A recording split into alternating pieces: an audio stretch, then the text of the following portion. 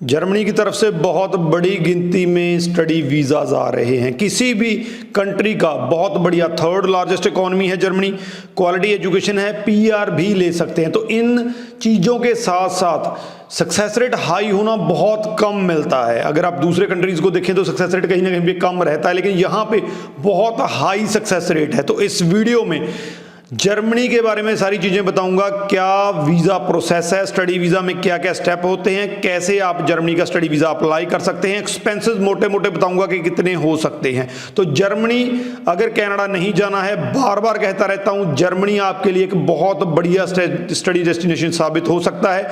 चाहे वो जॉब के मामले में है, चाहे वो एजुकेशन के मामले में है, चाहे आगे चल के स्टडी कंप्लीट करने के बाद आपके कोई और प्लान्स हैं सेटलमेंट के, तो उसके लिए भी बहुत बढ़िया है। तो इसको जानने के लिए वीडियो को एंड तक देखिएगा।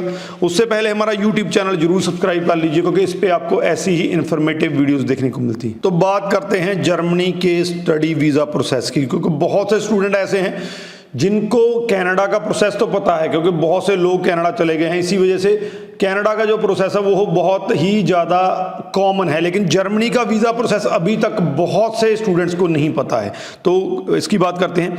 सबसे पहले आपने अपने जो एकेडमिक बैकग्राउंड के अकॉर्डिंग, जहाँ अपने इंटरेस्ट के अकॉर्डिंग जो है यूनिवर्सिटी और कोर्स चूज़ करना है, जो कि सबसे इनिशियल और सबसे इंपॉर्टेंट पार्ट है। यहाँ पे मैं आपको बता दूँ कि अगर आप मेडिकल बैकग्राउंड से आते हैं और बिजनेस में जाना चाहते हैं तो भी आप कर सकते हैं। अगर आप साइंस बैकग्राउंड से आते हैं, बिजनेस के किसी प्रोग्राम में या मैनेजमेंट के किसी प्रोग्राम में जाना है तो भी ओके है। यानी कि जर्मनी कहीं ना कहीं पे हमें फ्रीडम देता है कि हम अब अगर हमारे सेम जो है स्टडी उसके रिलेटेड प्रोग्राम में नहीं जाना चाहते हैं, लेकिन हम रीजन बता सकते हैं एसओपी में, उसको सेटिस्फाई कर सकते हैं, तो जर्मनी का वीजा आने के बहुत हाई चांसेस होते हैं, जो कि दूसरे कंट्रीज में कम पॉसिबल देखने को मिलता है। तो ये पहला है, कोर्स चूज कीजिए, ट्राई कीजिए कि रेलेवेंट हो, ताकि आपका वीज़ा आने के चांसेस भी ज़्यादा हो, और सबसे इंपॉर्टेंट आपको आगे चढ़ के स्टडी में कोई दिक्कत ना हो। लेकिन फिर भी अगर कोर्स रेलेवेंट भी नहीं है तो जर्मनी में चिंता करने की आपको ज़रूरत नहीं है। तो कोर्स और यूनिवर्सिटी जो है आपने देख के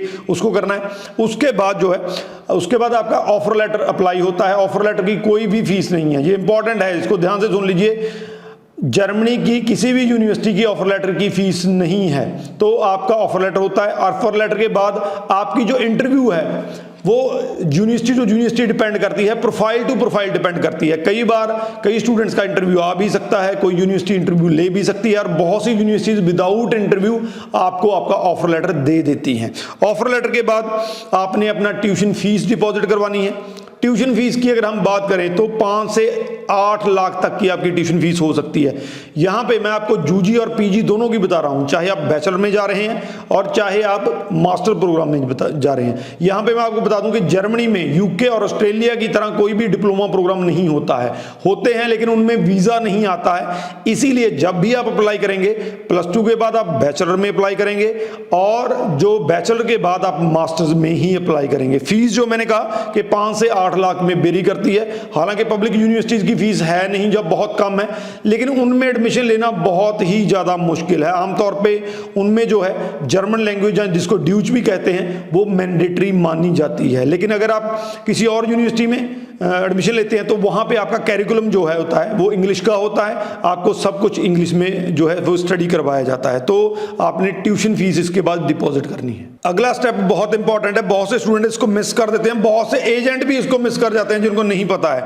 उसके बाद आपके मेल पे जो मेल आईडी आपने दी हुई होती है, जैसा हम स्टूडेंट की मेल आईडी ही देके चलते हैं, तो स्टूडेंट की मेल आईडी पे एक तो आपका स्टडी एग्रीमेंट आता है यूनिवर्सिटी की तरफ से, 2 आपने साइन करना है, और दूसरा इंस्टॉलमेंट पेमेंट प्लान आता है। इन दोनों को आपने साइन करना है।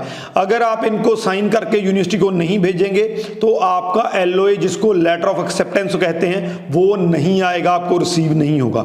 तो ये डॉक्यूमेंट आपने जो है साइन करके भेजने हैं। उसके बाद आपको एलओए और आपका एनरोलमेंट लेटर मिलता है, क्योंकि ये बहुत इंपॉर्टेंट डॉक्यूमेंट है। इनके बिना आपका वीजा पॉसिबल नहीं हो सकता है, इनके बिना आप फाइल लॉन्च नहीं कर सकते हैं। तो ये डॉक्यूमेंट जाते हैं। पैरेलली साथ के साथ आपका जो ब्लॉक्ड अकाउंट जो है वो ओपन होता है। ब्लॉक्ड अकाउंट की इस टाइम की अमाउंट जो है वो 11,904 जो है यूरो है। जो कि मोटा मोटा 10 से 11 लाख बनता है। तो ब्लॉक्ड अकाउंट आप काफ़ी ज़्यादा एजेंसीज हैं जिनमें ओपन कर सकते हैं। जैसे इंडिया में कोटक बैंक में आप अपना ब्लॉक्ड अकाउंट जो है वो ओपन कर सकते हैं। जब आपका ब्लॉक्ड अकाउंट का सर्टिफिकेट आ जाता है, ये GIC जैसा ही है, अगर आपको नहीं पता है तो GIC जैसे कनाडा में रखते हैं वैसे ही ब्लॉक्ड अकाउंट रखते हैं। ये सारी की सारी अमाउंट ड्यूरिंग योर स्टडी आपको वापस मिल जानी है। तो ब्लॉक्ड अकाउंट का सर्टिफिकेट आ जाता है जो कि आपकी फाइल के लिए मैंडेटरी है। उसके बाद आपको एम्बेसी से डेट लेना होता है जिसमें आप जो अपने एप्लीकेशन को एम्बेसी में सबमिट करते हैं। कई बार एम्बेसी वहाँ पे इंटरव्यू भी कंडक्ट कर सकती है, लेकिन बहुत कम स्टूडेंट्स की इंटरव्यू कंडक्ट होता है। अगर होता है तो आपको प्रॉपरली इंटरव्यू के लिए तैयार होके जाना है, क्योंकि अगर आपका इंटरव्यू आ गया तो उस इंटरव्यू में अगर आपका सही नहीं गया, जहां आप वहां पे हेजिटेट हो गए, जहां आपको चीज़ों का नहीं पता है, तो आपका वीज़ा नहीं आएगा। तो इंटरव्यू एक बहुत इंपॉर्टेंट पार्ट है। आपका इंटरव्यू आए चाहे ना आए, जिस दिन आपने जर्मनी अपना स्टार्ट कर दिया, जहां फीस पे कर दी, उस दिन से आपने अपनी इंटरव्यू की प्रेपरेशन करना शुरू कर देना है। तो इसमें सबसे पहले आपको वेट लिस्ट होना पड़ता है। वेट लिस्ट होने के बाद आपको एम्बेसी की तरफ से एक मेल आती है जिसमें आपको स्लॉट दिए होते हैं। तो आपकी अपनी कन्वीनियंट के अकॉर्डिंग वो स्लॉट बुक कर सकते हैं, किसी भी डेट का स्लॉट जो है आप बुक कर सकते हैं।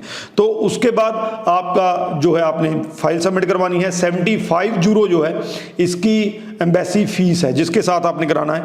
इसके साथ आपका इंश्योरेंस भी लगता है, बहुत कम होता है। आप यहाँ पे भी करवा सकते हैं, अपनी जहाँ पे जब वहाँ पे जाते हैं वहाँ पे भी करवा सकते हैं। तो 7 से 8 हज़ार का इसका खर्चा है। इंडियन रुपीस की बात कर रहा हूँ तो नॉमिनल सा खर्चा है। तो आपकी फाइल जो है वो सबमिट हो जाती है। अगर आपका कोई इंटरव्यू आना है तो वो भी हो जाता है। उसके बाद आपका रिजल्ट जो है वो आ जाता है। विद इन 10 to 15 डेज आपको पता चल जाता है कि आपका वीज़ा आया है, जहाँ आपका क्या है।